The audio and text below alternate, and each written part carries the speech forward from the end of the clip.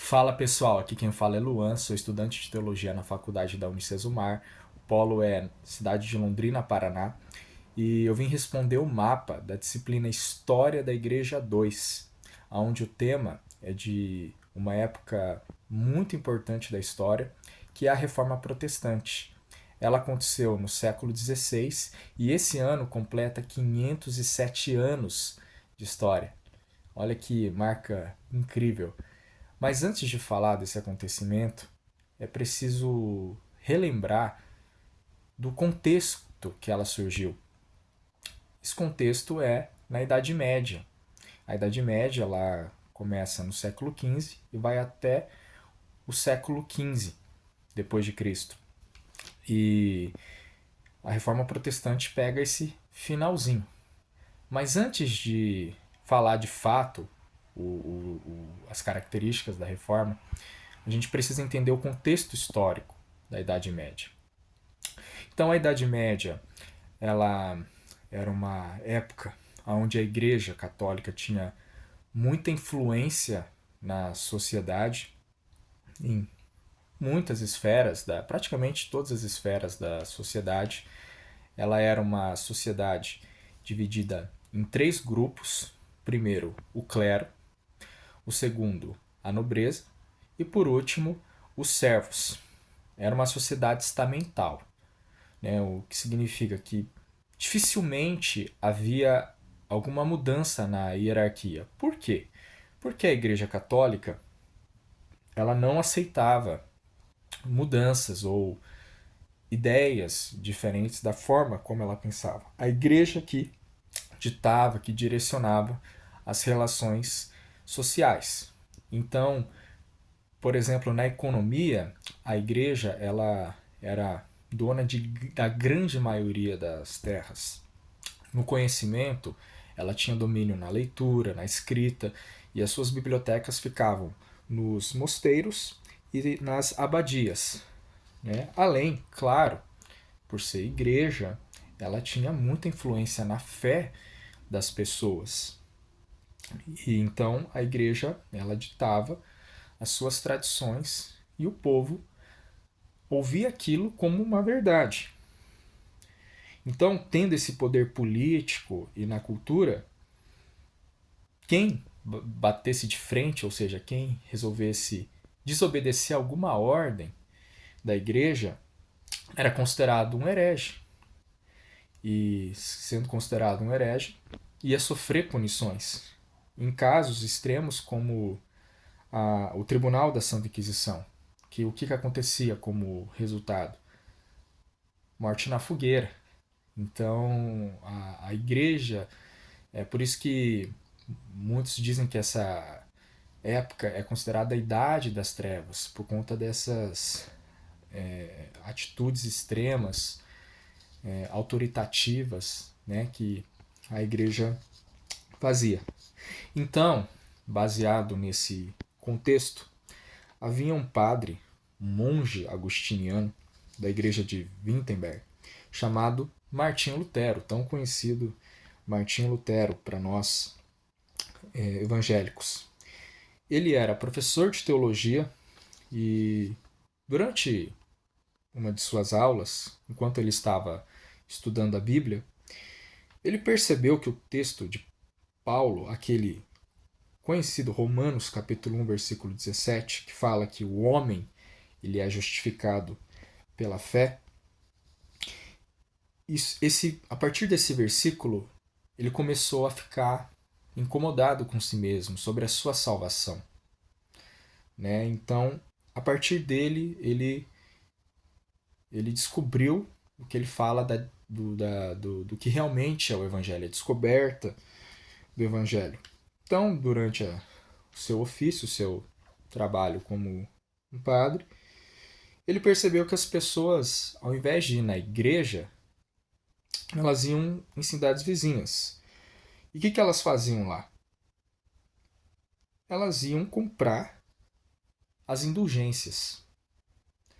Mas o que seriam essas indulgências? A indulgência é quando uma pessoa ela ia até no clero, a um padre, e para que ela pudesse ter o perdão dos seus pecados perdoados, ela teria que pagar uma quantia, ou seja, um dinheiro. E aí o padre assinava ali, entregava a carta e assinava. Então essa pessoa teria o perdão dos seus pecados e uma vaga direta no céu, sem que ela confessasse seus pecados ou se arrependesse. Então, baseado nisso, Martinho Lutero ficou totalmente insatisfeito, inconformado com isso. E daí ele escreveu as famosas 95 teses lá em Wittenberg, no castelo de Wittenberg, contra a venda de indulgências. E isso acabou causando um impacto social muito grande. E a igreja, obviamente, Martinho Lutero sofreu muita perseguição por parte dela. Então, por exemplo, um padre que vendia indulgências, Johann Tetzel, perdão, ele, sabendo disso, ele ameaçou que ele fosse morto na fogueira. A própria igreja, ela abriu um inquérito contra ele, ameaçando excomungá-lo se ele não mudasse essa posição. Vários príncipes, né, governadores de várias regiões, convocaram uma dieta, que é a também conhecida dieta de Worms, que era o julgamento, para que ele se retratasse e fizesse as pazes com todos eles, principalmente a igreja. No entanto, Martinho Lutero, mesmo com tanta pressão, inclusive até o imperador Carlos V também o ameaçava, e ele estava de frente com ele no julgamento 2 vezes, Martinho Lutero continuou firme, continuou com a mesma posição. E o engraçado é que Martinho Lutero, ele tinha o apoio do povo. Ele pregou em várias cidades, né, antes dele, durante, né, esse momento. E ele continuava firme nas suas ideias, e com isso ele conquistou o apoio de outros príncipes governadores. Tinham príncipes governadores que estavam contra ele, mas por outro lado tinha outros que o apoiavam. Então, com a sua posição, ele acabou sendo expulso da sua própria terra. Então ele foi exilado e a situação ficou tão grave para ele que se qualquer pessoa quisesse matar ele, essa pessoa não seria punida, ou seja, ela não seria presa, não seria considerado crime fazer isso. Mas Lutero, ele, como tinha o apoio do governador Frederico da Saxônia, ele acabou se refugiando na região, no castelo, né, de Wartburg.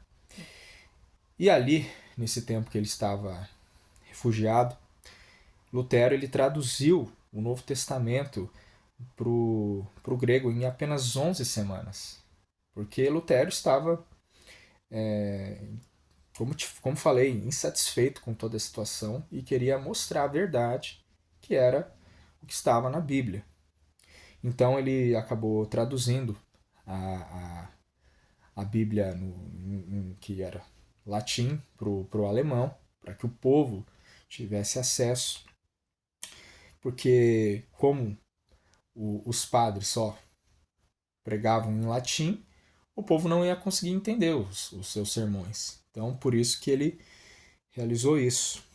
Né? Então, a reforma, principalmente com seu fundador, Martinho Lutero, acabou influenciando muito a sociedade, né? Nessa questão de fé, toda essa mudança que aconteceu. A gente pode também falar da invenção da imprensa, né? Tipo Gutenberg, e outros teólogos também que influenciaram na reforma protestante, na criação de outras igrejas protestantes, como Calvino, como Zwingli, como outros tipos, né, de movimentos que apareceu do anglicanismo de Henrique VIII.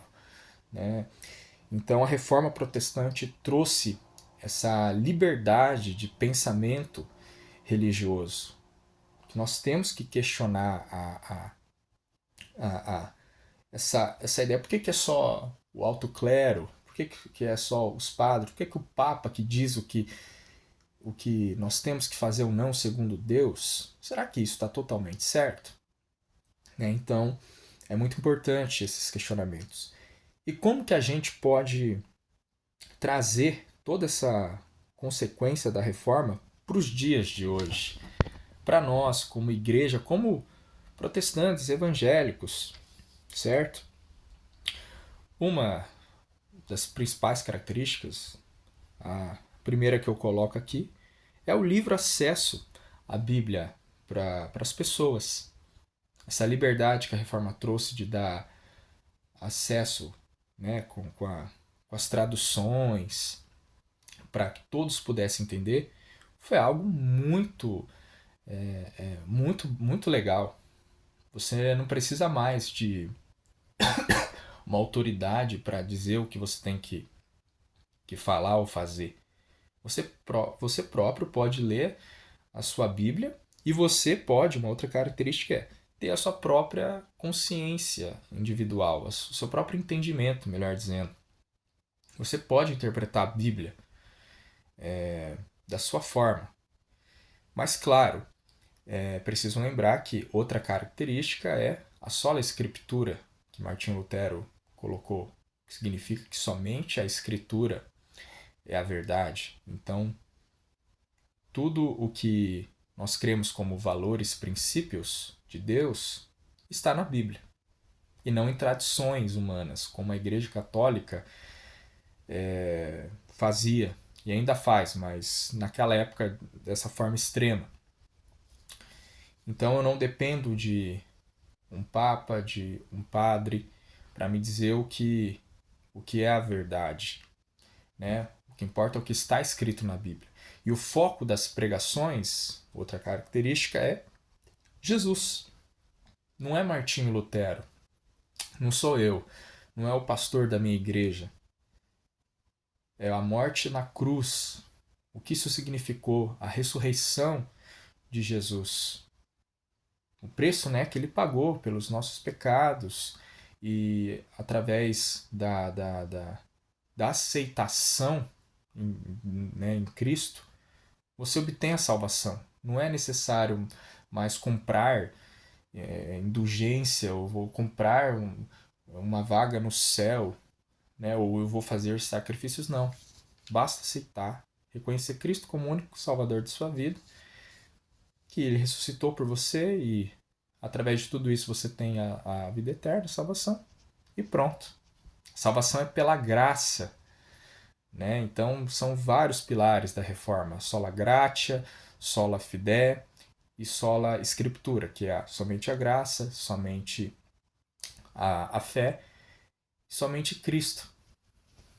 Né? Então esses são os fundamentos do que é a reforma protestante, o que caracteriza para a gente hoje, certo? Outra coisa, a igreja não é uma instituição, a igreja não é um lugar que eu vou. Quem está no poder é que tem o domínio de tudo e os privilégios, né? Tudo é dízimo, ofertas, todos os recursos. Não depende deles. A igreja é o corpo de Cristo. Ou seja, nós, como filhos de Deus. E cada cristão, então, ele é um sacerdote, ou seja, ele faz parte da missão que Jesus nos deixou, que é o quê? Pregar o evangelho para as pessoas. Resgatar essas pessoas desse mundo perdido, cheio de pecados, né? De tantas coisas erradas que o pecado trouxe. Nós temos que falar de Cristo, da morte na cruz e da sua ressurreição, que através dele nós temos a garantia da vida eterna. Então, a reforma protestante foi um marco muito importante na história. Até é considerada o início da Idade Moderna, onde teve outros movimentos importantes como o Renascimento, como o humanismo. A igreja protestante influenciou vários aspectos na alfabetização, por exemplo, porque quando eles vieram aqui no Brasil, por exemplo, evangelizar, o povo era analfabeto, assim como na época lá da Reforma. E para que pudesse evangelizar, eles investiram na criação de escolas, universidades, assim, aprendendo na educação, eles conseguiriam ter acesso às escrituras também. E então, o nosso papel como igreja é lutar pela verdade, é ter esse pensamento crítico que a reforma nos proporcionou. De a gente ver, por exemplo, nas plataformas aí digitais, no YouTube, no Instagram, pregações que possa ter algum ensino contrário à escritura. Nós, como cristãos, temos que combater, não é combater a pessoa, mas combater a ideia que ela está falando. Falar que, como Lutero, a salvação só vem pela fé. Somente a Bíblia é a verdade absoluta das coisas. Nós não podemos, pela pressão de grupos sociais que surgem por aí, ficarmos calados. A gente tem que se posicionar. Nós temos que mostrar o que nós acreditamos, os nossos valores para a sociedade. Mostrar o que é o pecado, mas também falar sobre o que Jesus fez. Então, isso que a reforma trouxe de benefícios para nós, que possamos na prática, como seus servos, filhos de Deus, cumprir a missão do ID, de pregar o evangelho a toda criatura, seguindo a coerência das escrituras. É isso, pessoal. Eu agradeço por essa oportunidade, agradeço aos professores, agradeço à instituição, agradeço a todos que assistiram, espero que possam ter refletido e que Deus continue abençoando a todos vocês. Até mais.